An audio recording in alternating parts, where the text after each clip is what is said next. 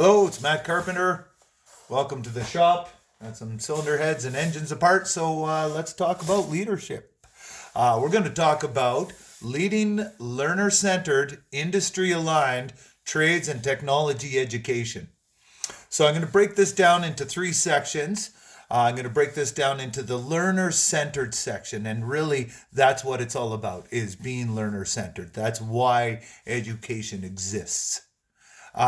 Then I'm going to talk about leadership and how to lead in and around this learner-centered dynamic education environment. And I'm going to end off with how we align with industry and ensure that our trades and technology programs also align with industry's needs.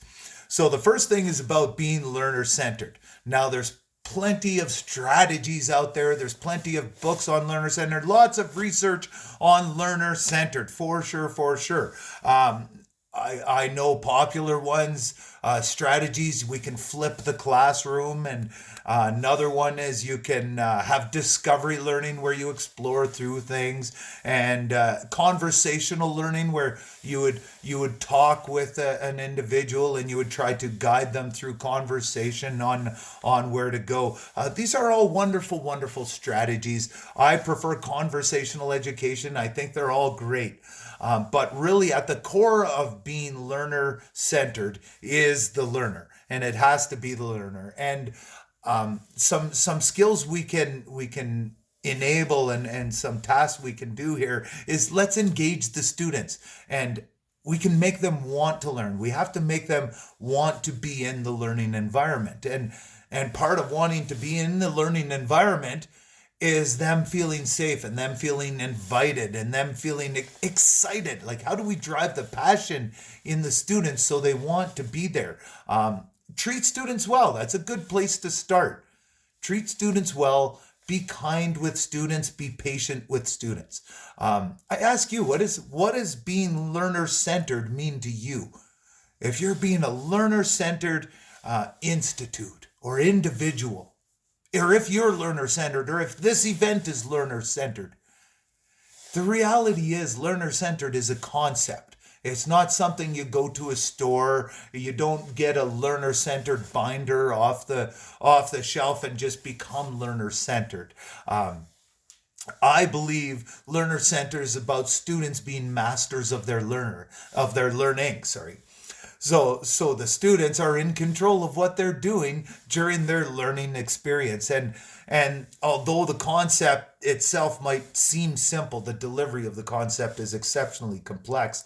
And what I really feel we have to do is start adopting a learner-centered mindset. And we have to start thinking about students first.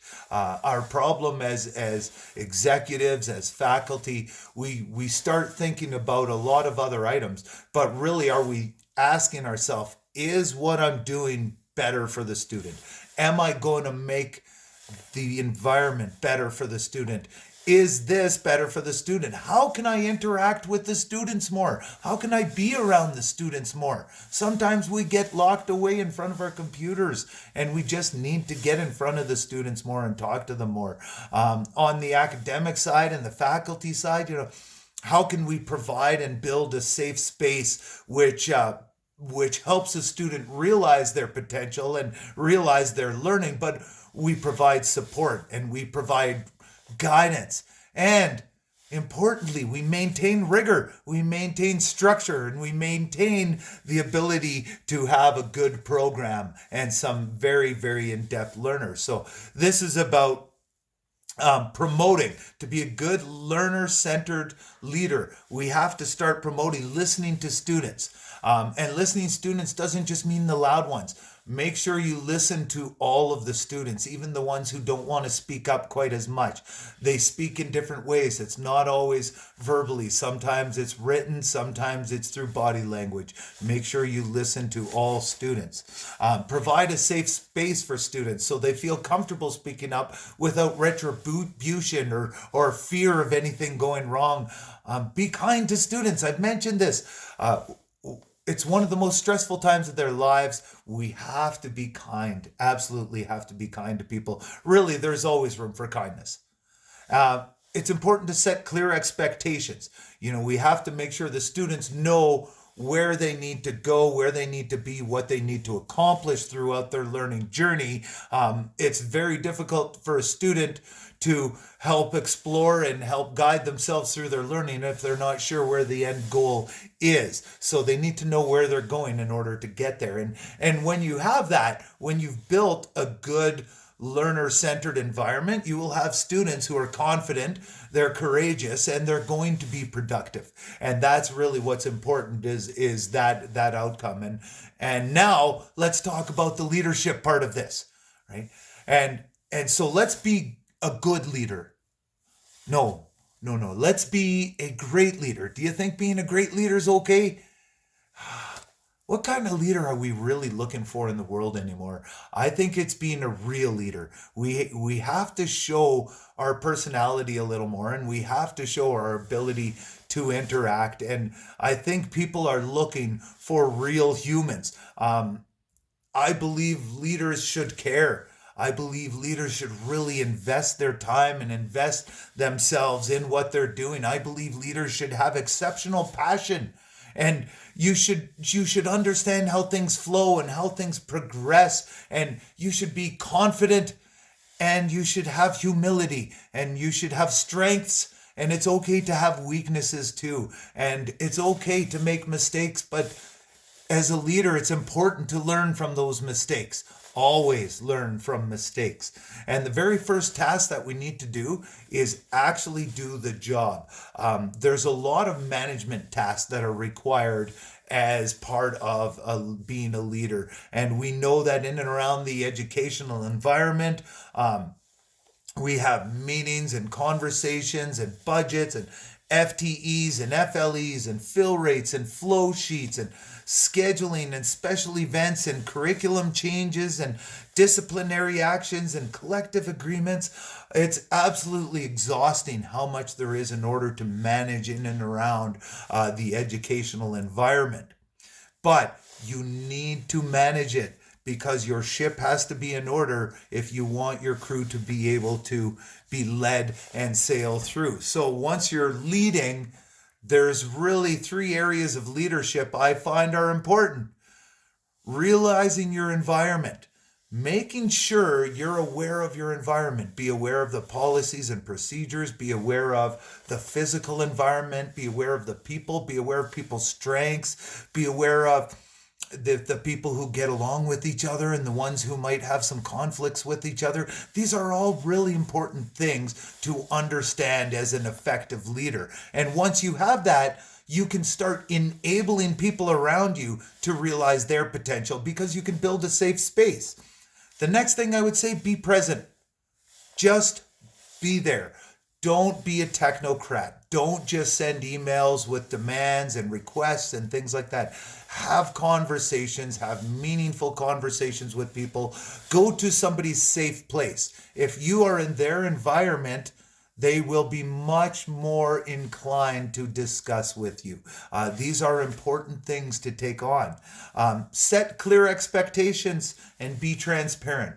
Make sure people know your goals. Make sure people know what your priorities are. Make sure people understand what's important to you, because that may become important to them, but at bare minimum, it helps them understand the directions that they're being given and the directions that we're going.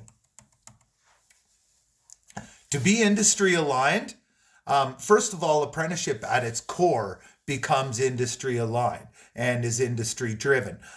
There are many different types of programs that exist for being industry aligned. We need to make sure our technology programs remain industry aligned.